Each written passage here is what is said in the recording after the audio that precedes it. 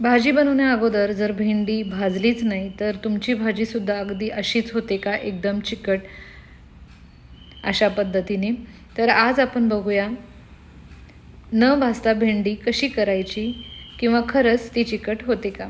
त्यासाठी इथे एका कढईमध्ये मी तेल गरम करून त्यामध्ये मोहरीची फोडणी देऊन कढीपत्ता, कांदा आणि टोमॅटो छान भाजून घेतलेला आहे. गरम मसाला, हळद, हिंग आणि थोडंसं मीठ घातलेलं आहे.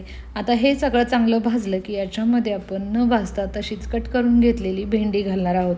लक्षात ठेवा, भेंडी कोरडी असायला हवी, भेंडीला पाणी बिलकुल नसलं पाहिजे. आणि आपण भाजायला सुरुवात करायचं आहे या मसाल्यामध्येच.